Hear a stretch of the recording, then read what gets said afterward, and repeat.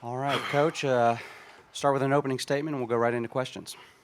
Well, I'll open with um, a lot of respect for Ohio State, for Ryan Day and his program. Just saw C.J. Stroud out there, and my heart goes out to those guys because they played well enough to win the game and got a really good football team. So do we, and our guys are extremely resilient. We talked halftime about some games we've been in this year.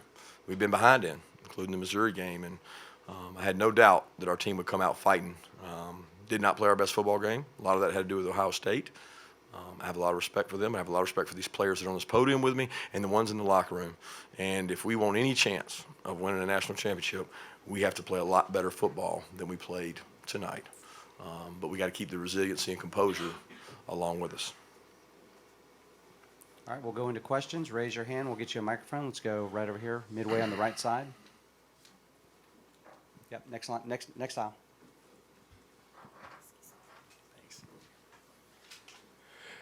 Coach, there was a lot of rotation, especially defensively, with guys like Tresman Marshall, Ryan Davis, Marvin Jones all stepping into play roles. Was that a thing to adjust to Ohio State's tempo? And then also, how would you rate those players that came in and played roles after maybe not playing a lot this season? Well, we wanted to play a lot of players. When you get this late in the season, guys get winded. It's an up-tempo game. So, we say if you're good enough and you practice well enough, you should play. And we felt like against LSU, we had some guys that got winded in the game, and we wanted to play Tresman and Ryan. And Marvin had to play. We had Chaz go down with an injury, had Darnell go down with an injury. We had guys at one point, we had our third and fourth string guys on special teams that have not even played all year. So we're at the point in a long season where it's accumulating and you're having to play a lot of guys who maybe haven't played. All right here, Alex. Kirby, can you kind of walk us through what you saw to call that timeout on that fake punt? Kind of walk us through that moment. Yeah, they just were not in their traditional formation. So a lot of teams carry that speed break. They come up the line quick. Everybody's lined up tight. We've seen it, in the SEC. A lot of teams carry it, and you try to practice it, but it's another thing when they actually do it and execute it, So it was one of those gut reactions that I didn't think that we had it lined up properly to stop it. And so called timeout. All right, we'll go right next door, Jeff. Go, Jeff. Two questions. First, Kirby, can you say what you said to Stetson coming off the field there at the end of the first half? And then Stetson, on the last drive, some of your teammates talked about how everybody said stuff in the huddle before the last touchdown drive. And if you could just recall what was said and what you said also. Coming off the field in the second half, it was really simple. I mean, we had to make a decision whether we wanted to go after it, and go try to score with, I don't know, we didn't have much time left, but we did have timeouts. And at the time, I felt like every possession was valuable, and I wanted to be aggressive. And we called a play. They batted the ball. We called another play, and he was in the pocket for a while, threw a ball a little high over the middle. It put us at risk. And I told him, if we're going to trust you to do this in 2 minutes, you got to make good decisions. If it's not there, take off and run. And they almost got an interception, which could have been really costly. We just talked about the 2-minute drive. That's really it. As far as the huddle, I don't know. I mean, I don't really recall, words, but just looking at everybody and saying, all right, hey, we hadn't played our best and we hadn't done our jobs to the best of our ability, but hey, we're here now and it's in our hand now. Defense stood up whenever we needed them to, and where else would you rather be? Having the ball with 2 minutes left, and if you score a touchdown, you win the game. And I looked around, and there was just a whole bunch of just determined, strong stares from all the dudes, and gave me confidence. Everybody else had confidence when we went down the field. Right here in the front and on the right. I guess I want to ask Kirby and Javon against that Ohio State offense. They were clicking, they're running. Javon, I guess I'll start with you. The resiliency you guys have shown all year. I mean, when a team's clicking like that, connecting like that, how do you stay in it, stay that resilient? Where's the mindset at? And I guess I'd ask Kirby, what are you trying to do on defense to get a guy like Stroud out of rhythm when he's hitting like that? Well, we give a lot of credit to Ohio State. Those guys made plays when they needed to make plays. But we knew coming into the game it wasn't going to be perfect. You come into a game like this, college playoff. We know you're gonna give up some plays. They're gonna make some plays. We're gonna make some plays. You can't get up. You can't get too high up, and you can't get too low. So we knew, like I said, we were gonna have to rely on the connection that we built throughout the offseason and the resiliency. I couldn't be more proud of the team. Yeah, a lot of credit goes to them. You know, I mean, we tried man, we tried zone, we mixed it up. Probably the most disappointing thing was the series before the half. You know, like they earned it most of the time, and we had some stops. We had some big stops, some big momentum stops in the first half, and then we had some big momentum stops in the second half. But the one before the half was probably the one that really, you know, we had seized a little momentum there, and then they went to the half with the momentum after that. That's probably the most disappointing thing that we had. But hey, look, they got really good playmakers, and they got a guy that can throw the ball to them. They got a really good offensive line. They can score points. And if you can't, at halftime, I told our guys, we have way more rushing yards than they do. When you look at college football playoff games, the team that rushes the ball better almost wins 95% of the time. But that wasn't the case because we had 4 missed sacks, and they had 1 sack. So if you miss 4 sacks and they get 1 sack, and you have a turnover, there's usually going to be there's going to be some tough times there. All right, Zach. I guess Stetson, for everybody, you said you wanted the ball in your hands, obviously, to win the game, but there was still time left, so you couldn't control that last play. What was it like just watching, and it seemed like forever by the time the ball was snapped and eventually kicked? Yeah. Trust them. Then it's up. You know,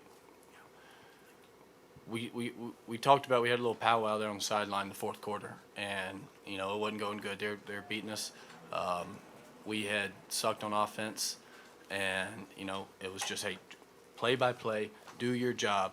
It doesn't matter what happens on the other side of the ball or another position. Do your job.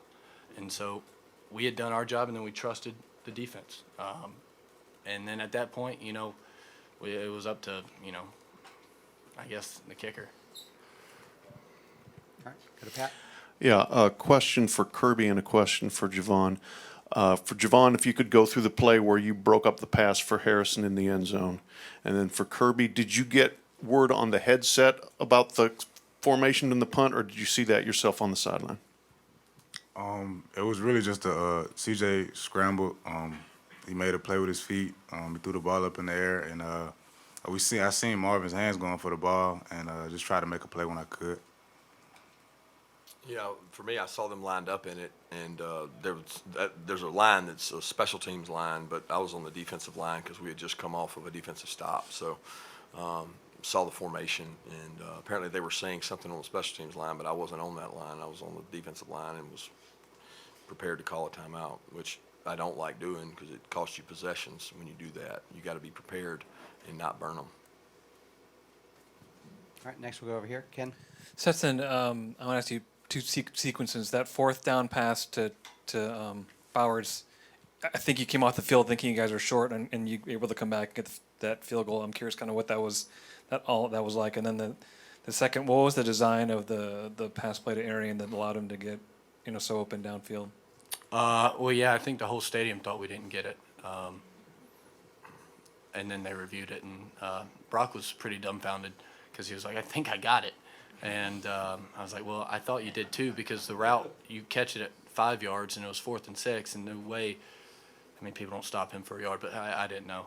And then we came out and I threw a lateral, anyways.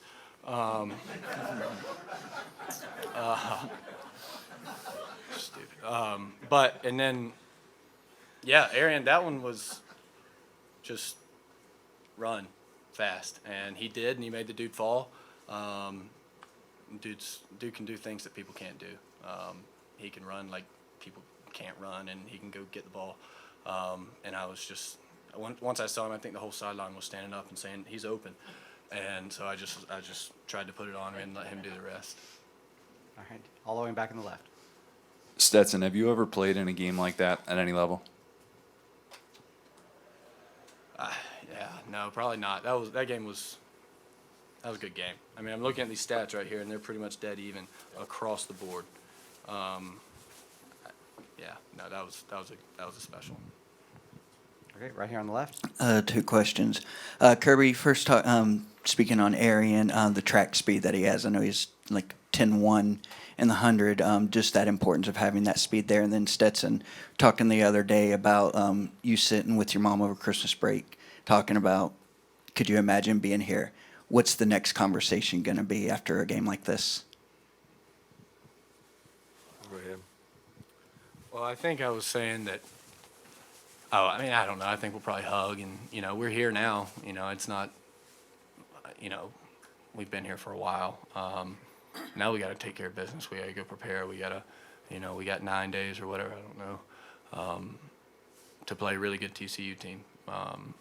And so we got to prepare our butts off. We didn't play our best game. Starting with me, Coach Smart said in the locker room, we had 2 3-and-outs to start the second half, and like that doesn't happen. And that falls on me, and that falls on our offense, and we got to fix that. And so we're going to go to work. Mark? Kirby, what's it like to win like this at the end compared to winning like the Rose Bowl at the end? And Stetson, do you remember the Rose Bowl? You didn't play, obviously, but you had a lot to do with the scout team. Well, you got a lot of props for that. Yeah, it's amazing anytime you win. I think emotionally it takes a lot more out of you to have a game like that as compared to, maybe the Michigan game was last year in terms of the game being over, in the fourth quarter. But this was emotional roller coaster. It was a back and forth game. It was who's going to blink. 2 really good teams fighting, and it sounds like they had a similar game back and forth. So it'll be 2 good teams playing for it next week. Right side on the aisle. Stetson, can you contrast how you felt in the 2-minute drill to end the first half and then the 2-minute drill to end the game?